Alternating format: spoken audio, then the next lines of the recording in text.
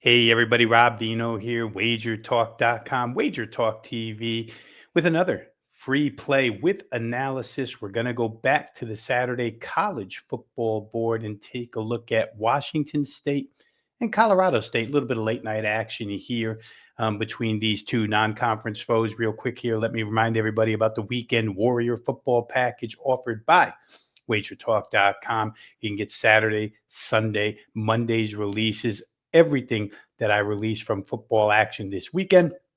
$49, the reduced price here, regularly $108, 108 bucks, down to 49. It includes 5%, everything that I release Saturday, Sunday, and Monday. So once again, Weekend Warrior Football Package up and available. Grab yours now, wagertalk.com or at wt.buzz/RV.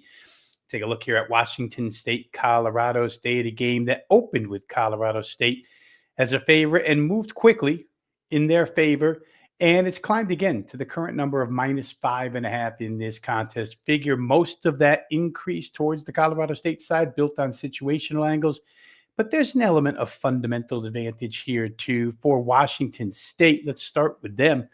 The disappointment of last week's Apple Cup loss, it could show up here in this one. Washington State was right there for 3 quarters, trailed just 31-24 after 3 as 21-point underdogs.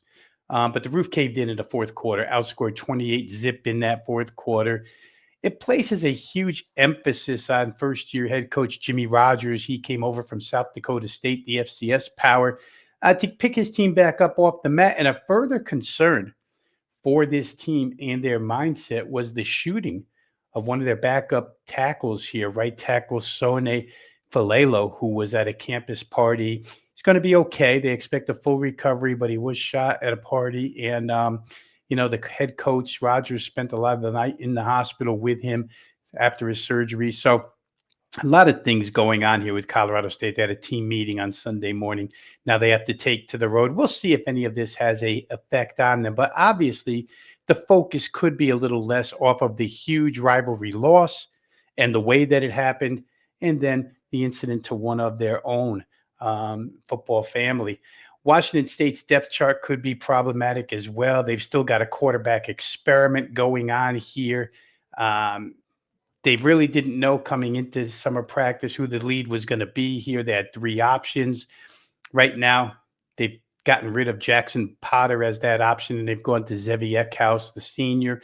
We'll see if he can provide a spark. I'm not so sure. They also lose one of their top defensive tackles who came here from South Dakota State with the head coach. So there's a lot of turmoil right now with Washington State. Just 5 games into brand new coaching staff, brand new systems, don't know who our quarterback is, giving up 118 points combined the last 2 weeks. It's tough for them. Colorado State has their own issues at quarterback because they had to bench their 2+ year starter, Braden Fowler Nicolosi, last week mid-game. Just had to bench him. He was not getting it done against UTSA. They brought in freshman Jackson Brousseau. He's a dual threat who sparked the offense. And in fact, for Colorado State, they tied that game against UTSA late, under a minute left. 17-17 tie, penalty on the extra point. Head coach Jay Norvell decides we'll take the point off the board and try for 2. They don't get the 2. They lose. Heartbreaking loss for Colorado State, which didn't get to overtime because of the coach's decision. They have to pick themselves back up this week and play against Washington State. Benefit for them. They get to stay home, and they probably are looking for a little redemption here. Everything you hear out of Colorado State this week speaks of desperation in this particular contest. Real quick, we'll take a final look at this one. Like I say, for Washington State, it's all brand new to them. It hasn't worked so far. Last time they went on the road, it was at North Texas, and they got destroyed. Here in Fort Collins, they play a Colorado State team that really is pretty good. They only gave up 2 explosive plays last week to UTSA, which is a really good offense. So the defense is there. The offense is loaded with skill position talent, just that Fowler Nicolosi couldn't bring it out of them. Maybe Brousseau does here. Both teams have played Washington. Real quick, I talked about the Apple Cup and what happened to Washington State. Colorado State went to Seattle, first game of the year, lost 38-21. Statistically, the games look a lot the same.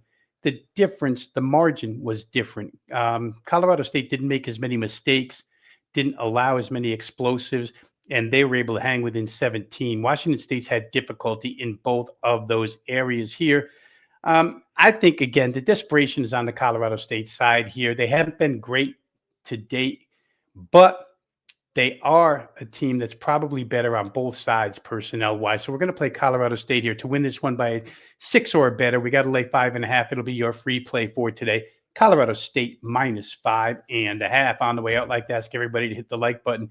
If you like the free selections and analysis provided here by Wager Talk Handicappers each and every day, click like, click subscribe. Join the 220 plus thousand people already subscribed to Wager Talk TV. And if you have a comment on this game or any other college football game this Saturday or even Friday night, go ahead and drop it in the comment section.